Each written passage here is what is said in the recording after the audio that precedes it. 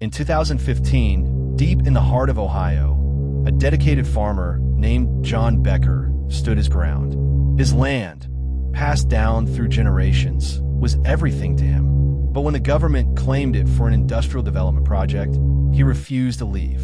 At first, it seemed like a straightforward case of eminent domain. But what happened next turned into something much darker. Something that would leave an entire community in fear.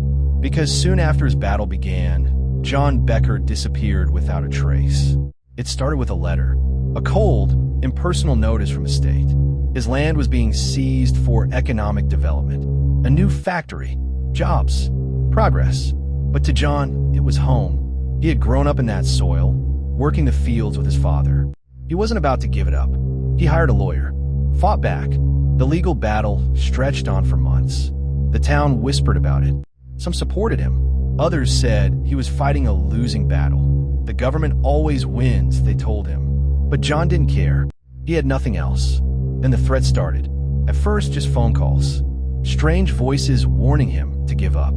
Then his crops were burned. One morning, he woke up to find his barn doors wide open, his cattle set loose.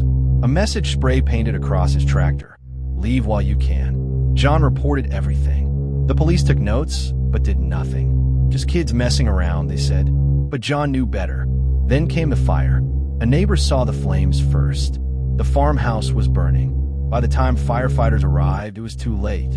Everything was gone. Everything except John Becker. Because he was nowhere to be found, authorities searched. Days turned into weeks. The media picked up the story. A farmer who stood against the system, then vanished. Theories spread like wildfire. Some believed he ran. That after losing everything, he left town. But those who knew John didn't believe it. He wasn't a man who ran. Others whispered about something far worse. Murder.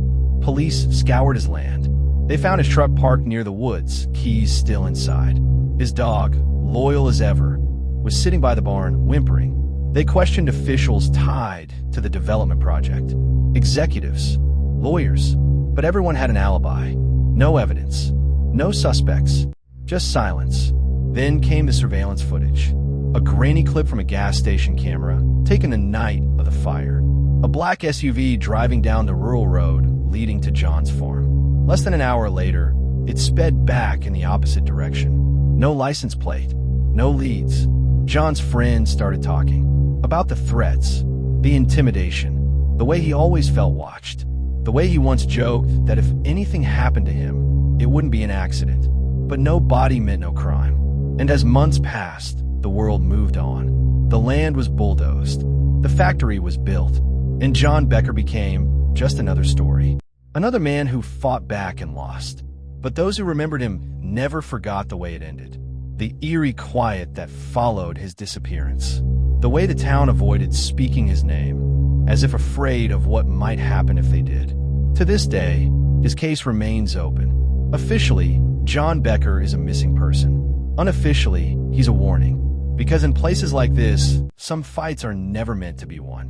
What really happened to John Becker? Do you think he was silenced?